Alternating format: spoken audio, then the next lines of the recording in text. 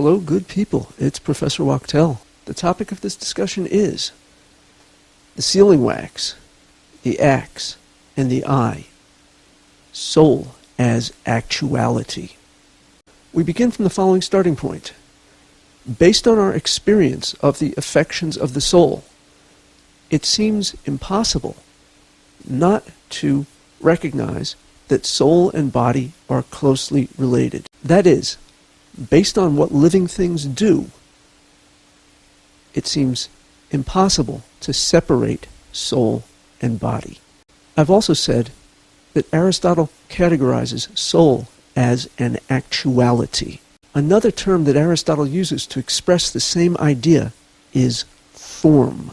Form and actuality are roughly equivalent terms in Aristotle's philosophy. Another term often used with the same meaning is essence. Form is more popular, although one must take care not to mistake Aristotelian form for Platonic, perfect, transcendent forms. The main goal of this video is to clarify what Aristotle means in saying that the soul is the form of the living being.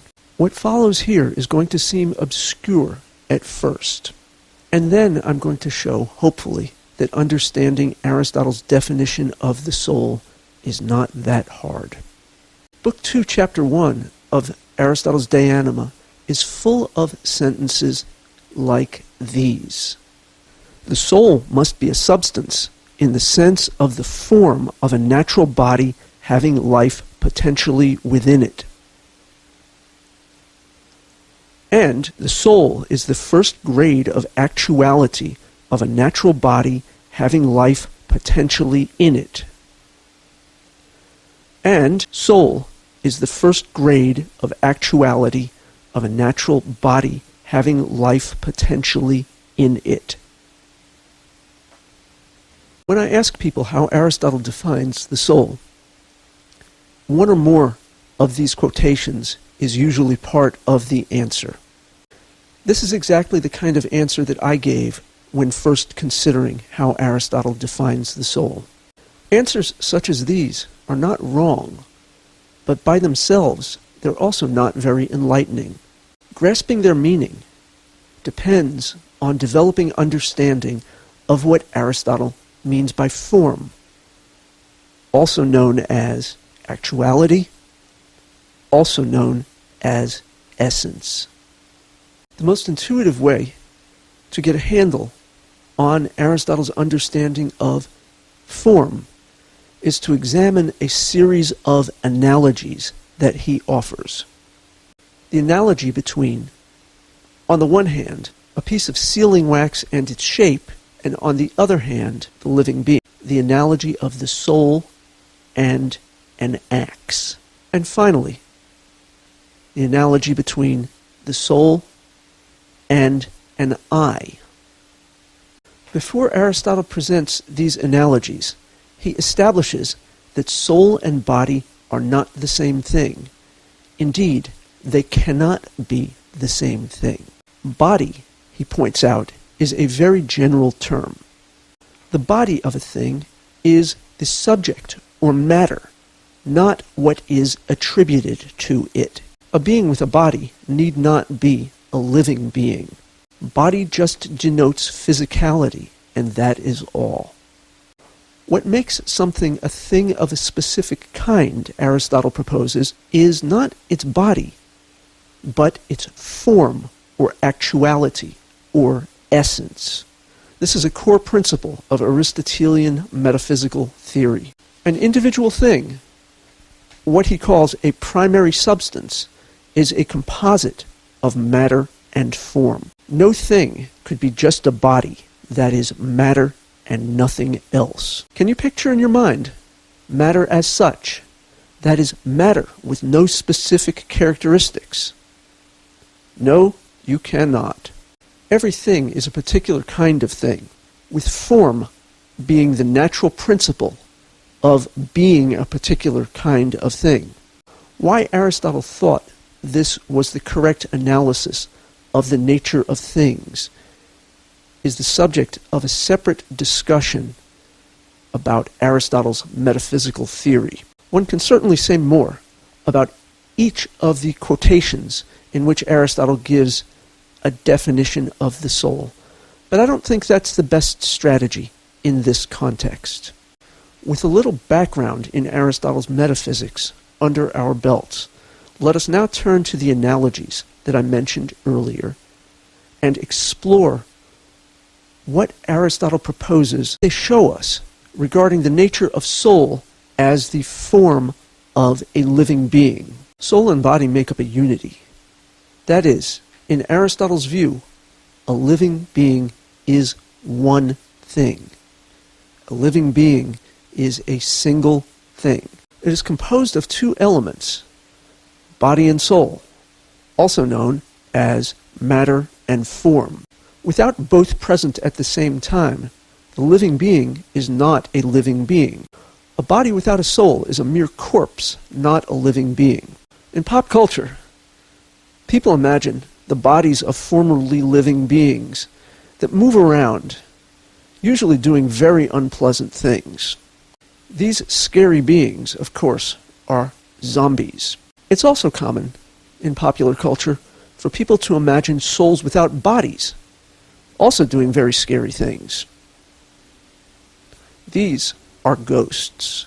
In Aristotle's view, both zombies and ghosts are impossible. All things, including all living beings, are composites of matter and form. There can be no thing without both. A thing isn't just matter itself. A thing is a thing because it has certain properties and characteristics. That is, it has a certain form. That is why, Aristotle says, we can wholly dismiss as unnecessary the question whether the soul and the body are one. It is as meaningless to ask whether the wax and the shape given to it by the stamp are one, or generally, the matter of a thing and that of which it is the matter. Think about sealing wax.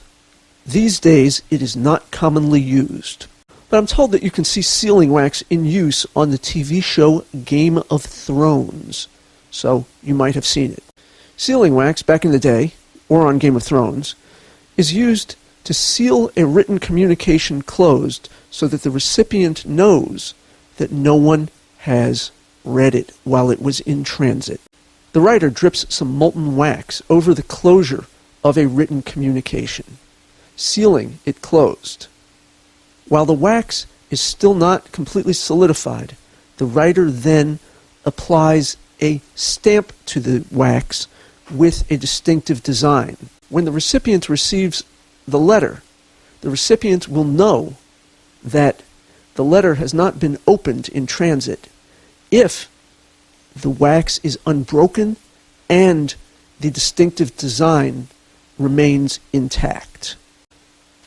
Aristotle asks, is the piece of wax with the distinctive impression one thing or two?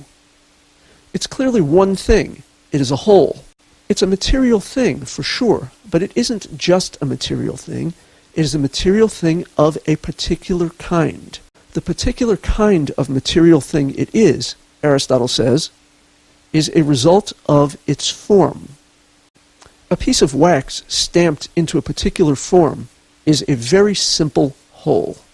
The same idea Aristotle proposes goes for more complex wholes, such as living beings. They are unities in which neither matter nor form is optional. Both must be present at all times for the thing to exist. Soul is the form of the living being. Immediately you'll see that Aristotle's conception of soul is radically different from the conception of soul found in many religions. In many religions, soul is conceived of as able to exist entirely apart from the body, able to bear the characteristics of that individual person, and to reap the reward or punishment after the soul separates from the body.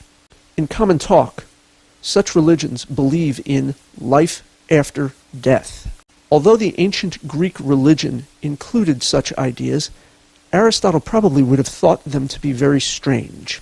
Life, he would say, could not be the soul's alone. Life is a property of a whole, composed of soul and body, in which both parts must be present. Okay, so a living being must be composed of both soul and body. But what, Aristotle asks, do we understand to be the soul's role in the living being?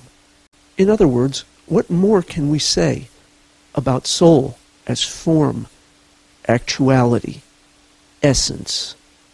Whatever can be said at this point, we must keep in mind, is going to be very general because it applies to the large group of all living beings. Aristotle asks us to consider an axe as if it were a living being, and to think about what its soul would be. The example of an axe is interesting to Aristotle because an axe is an organ. Organ, in this context, means a functional unit, a thing with a job to do. In simpler terms, what makes an axe an axe? What, if it was gone, would make that object no longer an axe? The answer is not just its shape. One could have an axe-shaped toy that is fun and safe for kids to play with, but is not a real axe. What if someone is trying to chop wood with what looks like a real axe, and then discovers that that blade is dull or the handle is cracked? The would-be woodchopper might say that the thing that he or she is trying to use to chop wood is an axe in name only.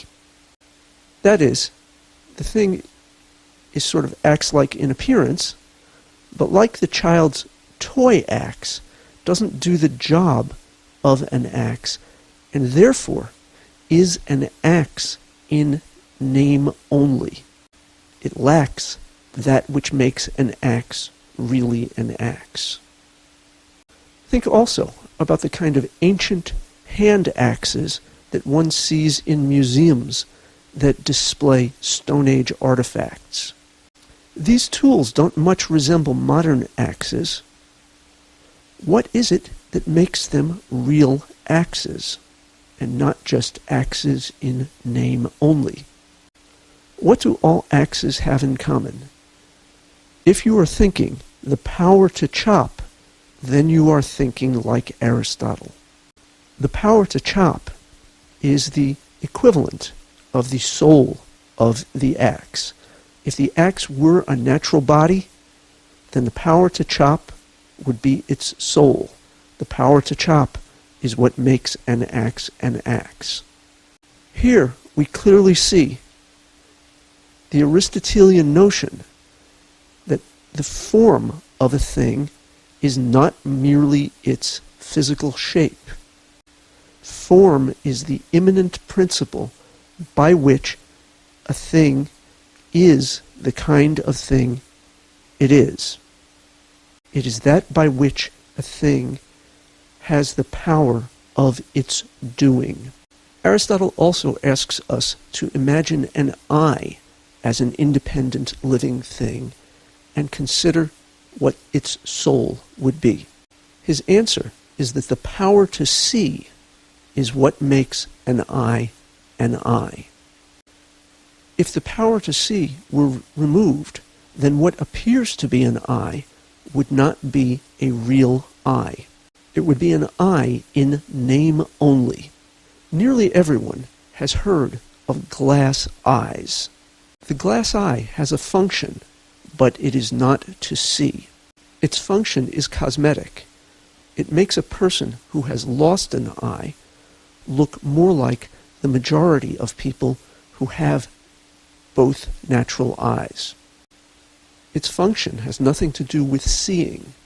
Thus, in order to talk about it accurately, we must keep this in mind. it is not an actual I.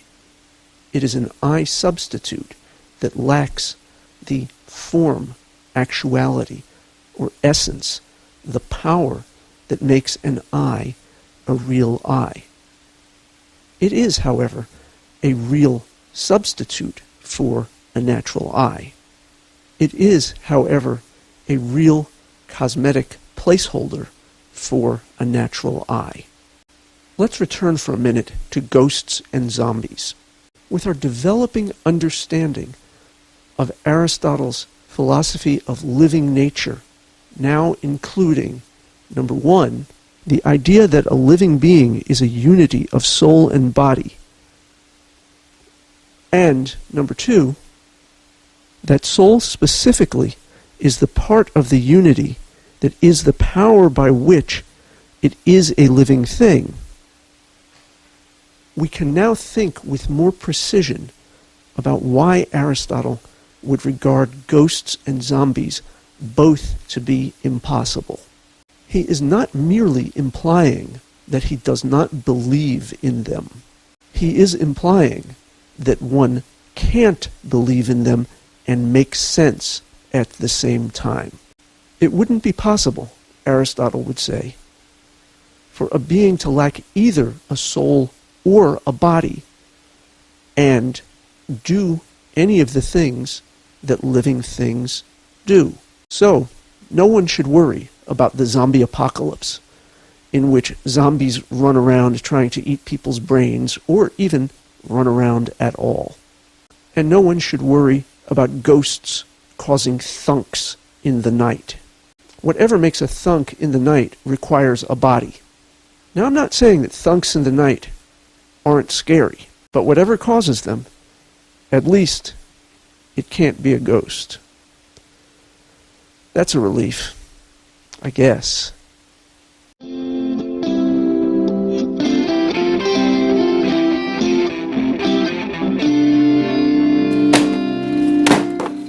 Oh, what was that? Not a ghost, not a ghost, not a ghost, it's not a ghost. It's not a ghost, not a ghost, not a ghost, not a ghost.